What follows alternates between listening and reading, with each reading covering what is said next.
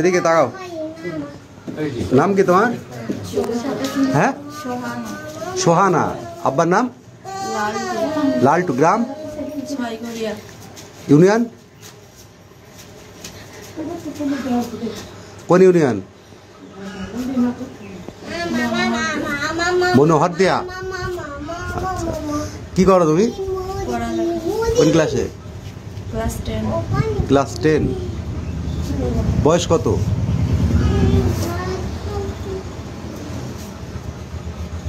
বয়স কত? 15। 15 বছরে চলে এসছো, তাই তো? বিয়ে করেছো তোমরা? কোথা থেকে?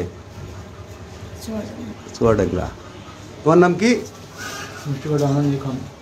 লিখন। আব্বার নাম? কোন ক্লাসে পড়ছো? Inter first year. কোন কলেজ? পলিটেকনিকে। ভালো। বিয়ে করছো তোমরা? বিয়ে করছো কোথা থেকে? কোথা থেকে? চুয়াডাঙ্গা। বয়লমারি। কাজের নাম জানো? কাজের নাম হাবিবুর রহমান। হাবিবুর রহমান। ওই বাড়িটা কোন জায়গায়?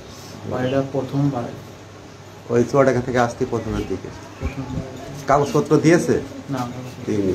কাগজপত্র দিতে চেয়েছে? আজকে দেবে। কত টাকা নিয়েছে? টাকা নিয়েছে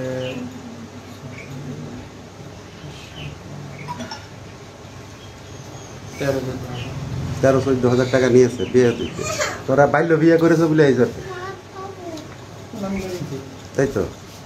তোমাদের কোনো কাগজপত্র নেই, তার মানে কাগজপত্র নেই মানে গরু তোমার নাই, এই জিনিসটা তোমার নাই। মোটর সাইকেলে হোক আর যাই হোক কিনা তোমার নাই, সেটা তার একজন। কথা ক্লিয়ার? এখন তোমার সাথে কথা বলে এটা মুখ তোলো দিনি। বলছি তোমার বাড়িতে মা বাবা হাফেজ আছে? তারা কি তোমার অন্য জায়গায় বিয়ে দিচ্ছিল? তাইলে চলে আসলে কেন?